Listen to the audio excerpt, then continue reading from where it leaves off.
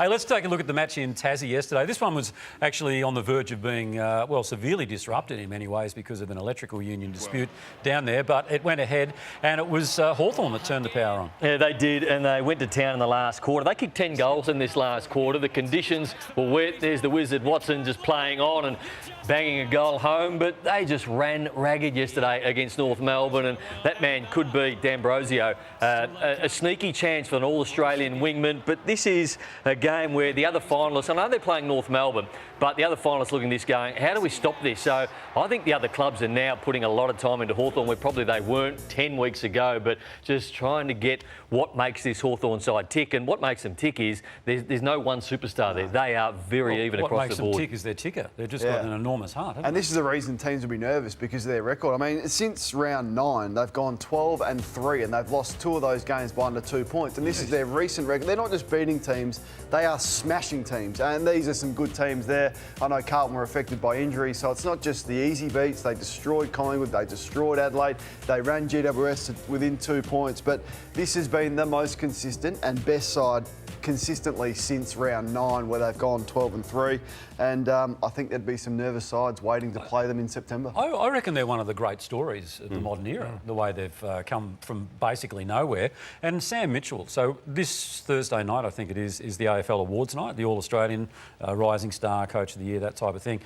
Sam Mitchell has got to be a leading contender for that. Well, he's the Coach of the Year. I mean, he started 0-5, the leadership that it's shown to turn it around and to do what they've done so quickly, he would be the Coach of the Year. I want to ask you about North, though, Damo, because I know you've led the charge on your commentary around them.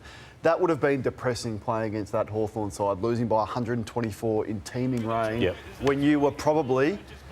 should be 2 years ahead in the rebuild. Well, at least 2 years, Kane. I mean, Alistair Clarkson's been there for 2 years now at North Melbourne, and they've won 3 matches this year, 3 matches last year. Just to put this into context, guys, they've won 15 matches in 5 seasons now. Hawthorn has won 14 of the past 18 matches this year. And that just shows the contrast of this club that was starting way behind North Melbourne when its rebuild did effectively start, to then explode into finals inside the 1 year, and North Melbourne just languishing down the bottom, and a percentage of only 63.5. It would be fair to say, Damo, back when they were both 0-5 and they played each other in that round 6 game or round 5 game with opening round, did a lot of people feel like North Melbourne was slightly ahead of Hawthorn at that stage, going into that 0-5 game? Yeah, and the problem is North Melbourne did too. And North Melbourne, I think, has taken some unfortunate solace out of those matches after the bye period this year, where they kept losing, but were losing narrowly. But it hasn't affected and changed anything dramatically positively. So at what point does the question mark become even bigger over Alistair Clarkson? I think it has to be asked right now, TJ. I mean, again, I'm not saying remove him. I'm not saying that. Well, but what are you saying? I'm saying to have a proper look at what he's done and have a proper look at what he's going to do.